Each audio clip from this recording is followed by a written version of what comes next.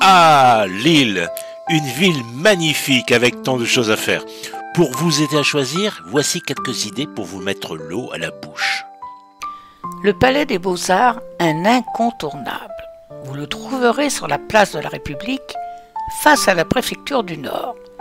Il est l'un des musées français les plus riches, avec ses grandes collections d'œuvres flamandes et hollandaises. Rubens, Goya, Delacroix, Courbet, mais aussi des sculptures de Rodin et Claudel. La Grand Place, sans eux, est le nom généralement donné à la place centrale d'une ville dans le nord de la France, en Belgique et aux Pays-Bas. Son nom officiel est la place du général de Gaulle, en hommage à l'homme célèbre natif de Lille. Elle constitue le cœur de la ville, un lieu de rencontre, au pied de la statue de la déesse. La Vieille Bourse, un chef-d'œuvre architectural de style Renaissance flamande, construit à la demande de riches commerçants de la région dès 1652. Sa petite cour intérieure, entourée de 4 portes et 24 demeures identiques, accueille désormais des joueurs d'échecs et des bouquinistes. Ne manquez pas ces façades sculptées et colorées pour un voyage dans le temps. Allons dans le Vieux-Lille, à 2 pas de la Grand Place. C'est le quartier le plus ancien de la ville. Perdez-vous dans les rues pavées et admirez l'architecture. Voici l'Hospice Comtesse. C'est un ancien hôpital fondé en 1337 par la comtesse Jeanne de Flandre. Il abrite aujourd'hui un musée. Vous y découvrirez une maison flamande des XVIIe et XVIIIe siècles, des collections d'art dans l'ancien dortoir des religieuses, ainsi que la salle des malades, datant du XVe siècle, où des expositions sont maintenant régulièrement organisées. La maison natale de Charles de Gaulle, c'est découvrir une partie de l'histoire de France. Le général de Gaulle, ancien homme d'État, est né dans la maison de ses grands-parents maternels à Lille en 1890. Il y a passé de nombreuses vacances étant enfant. Cette demeure bourgeoise du XIXe siècle est aujourd'hui un musée ouvert au public. Le beffroi de l'hôtel de ville est le plus haut du nord de la France.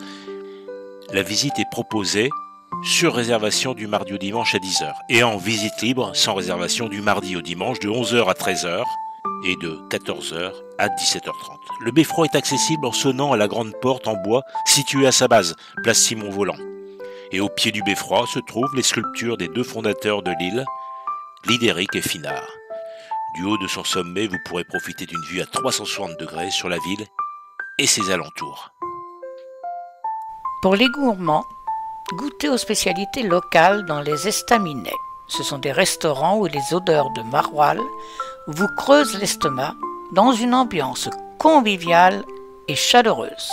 Profitez-en pour déguster les plats traditionnels du Nord comme le poch au vlech ou le waterzooi, le poulet au maroilles, la carbonate flamande, le welsh ou les incontournables moules frites. Pour le dessert, goûtez au merveilleux de Fred, à moins que vous ne préfériez les gaufres de la maison Merck, une institution lilloise. Ces gaufres fourrés à la vanille sont un délice. Chaque mardi, jeudi et dimanche matin, le marché de Voisem attire la foule pour son marché populaire et coloré.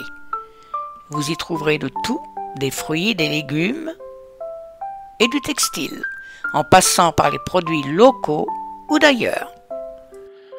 Pour les flâneurs et les amateurs d'ambiance, promenez-vous dans le parc de la Citadelle, un grand parc idéal pour se détendre, faire du sport ou pique-niquer, ou faire une balade en bateau sur la Dole.